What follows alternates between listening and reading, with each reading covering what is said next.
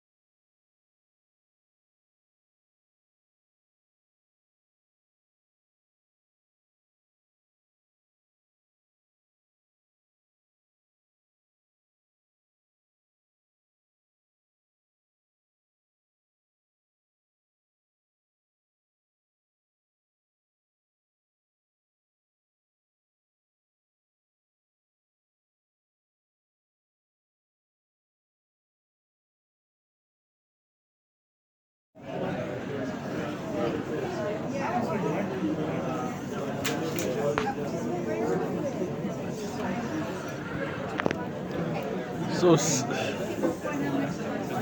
someone gave the human-compliant robot a nunchuck. She's playing with it right now. Oh.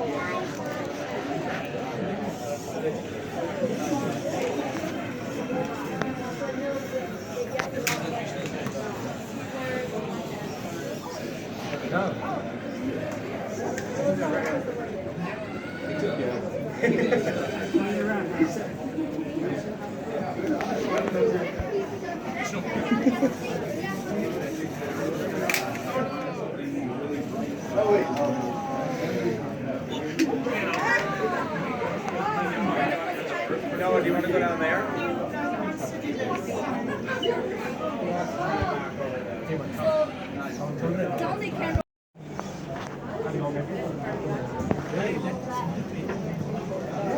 I'd say it uses a face tracking algorithm, so it's not going to be able to track you. Well, I'm here, so it's like... You might be able to... So I need to do it down here? Yeah, I calibrated it for students, or for children. Either way. The folding propeller is just constrained within the middle segment of the leg. So you can walk around like a normal hexapod and it's not getting in the way. But to transition to flying mode, it rotates the leg up into the pockets at the base of the leg. And the 4 outer legs do that, so it flies as a quadcopter. The 2 legs in the middle, they can serve as struts to support the robot. Cool.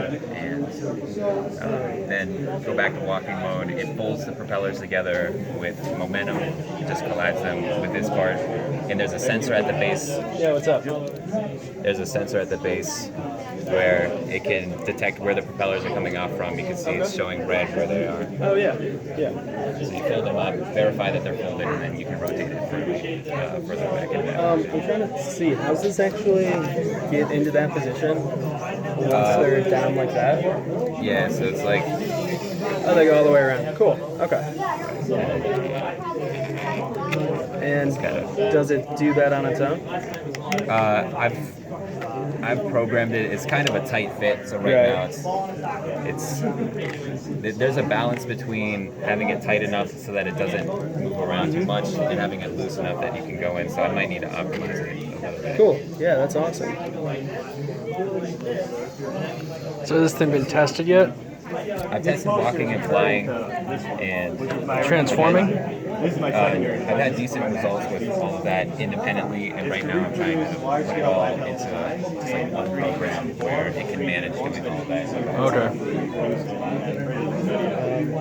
What's your background to get into stuff like this? I'm electrical engineering, and in the EE program, there's a robotics option that I took. So some of the electives that you would just have free opportunity to choose, you'll do specifically robotics-oriented classes there.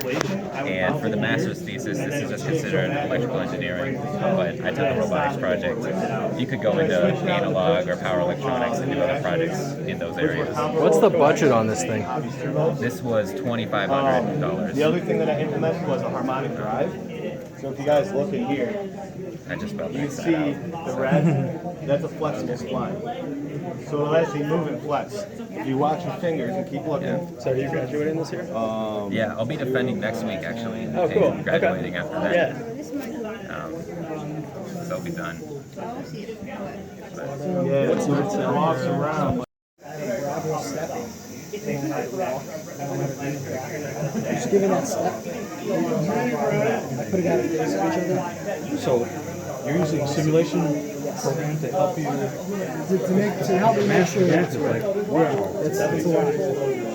So I have all the kinematics working, and then I have a simulation. So I 3D printed a lot of these parts. So I had a whole physical design for it. So I ported it into here. I added all the actual physical joints, and then now I can send the same commands that I send from my BeagleBone. I send the software here, and I can actually simulate.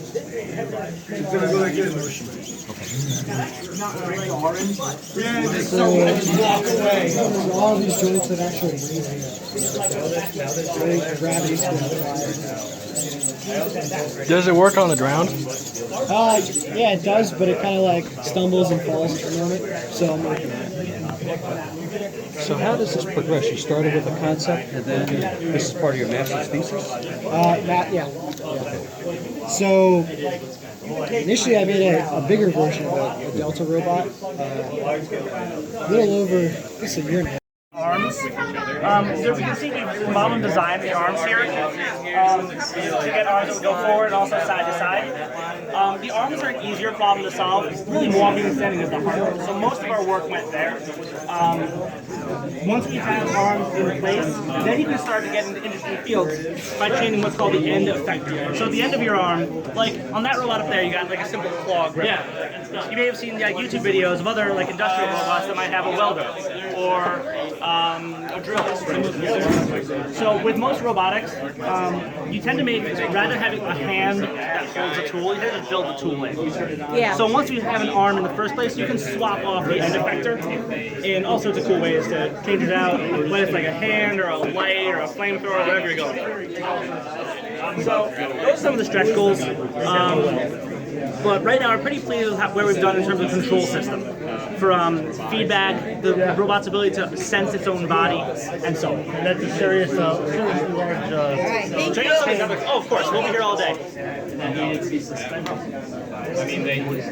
How's it going, guys?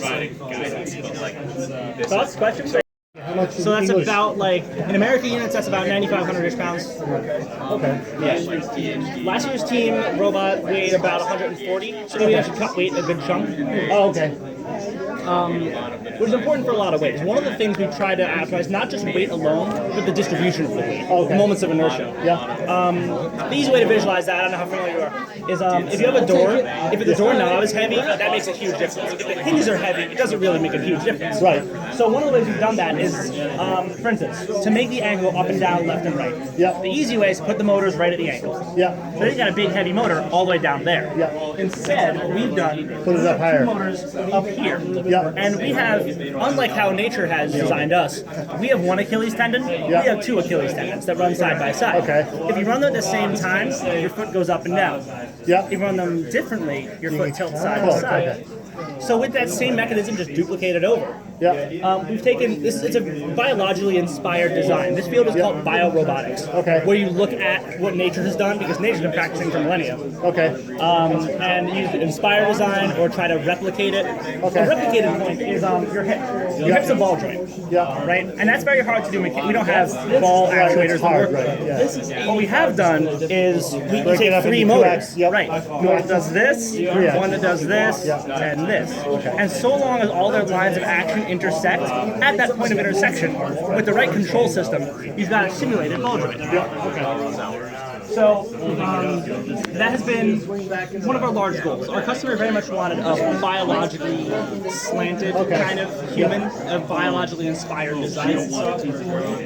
And that's been our driving force. It's easy, in big air quotes, to make non-humanoid robots that walk around, things like a quadrupod, things like that. They're dynamic and stable. Yes. These are not. Yeah. Bipeds are very much not dynamically stable.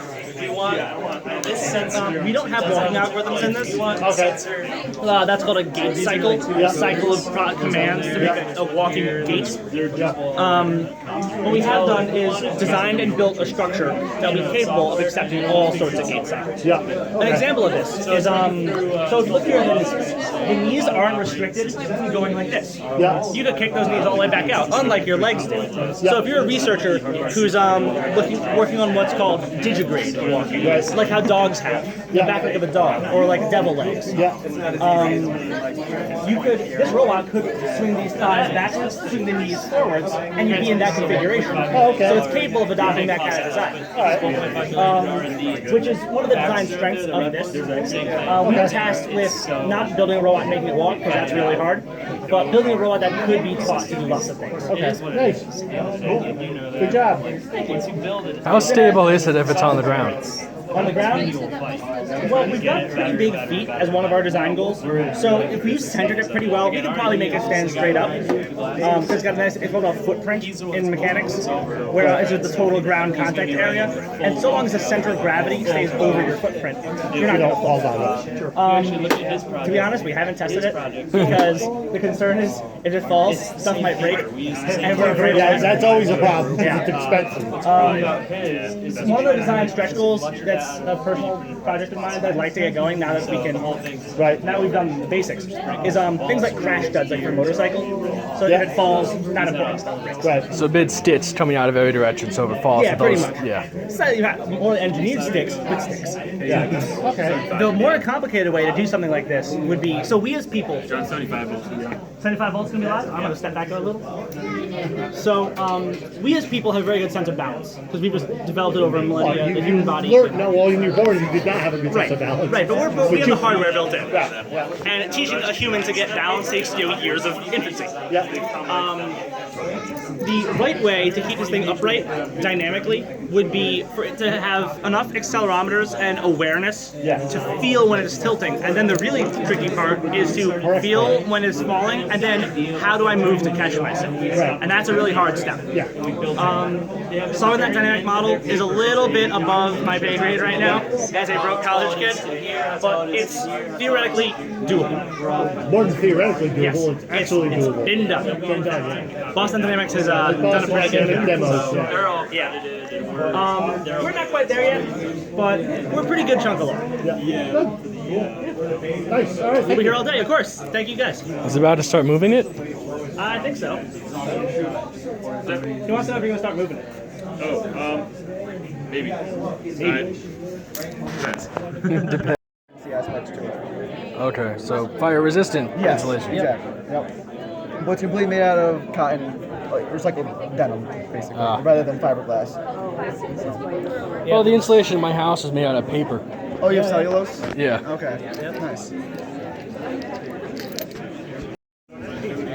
So that you can actually walk in and it says cell phone for someone with a cell phone. And this network.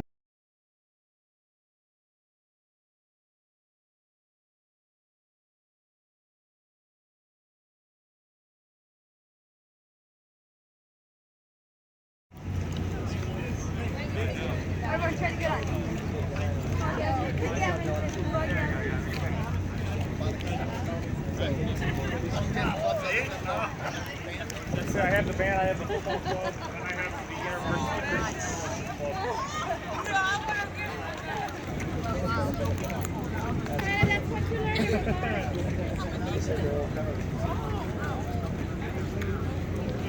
That's cool.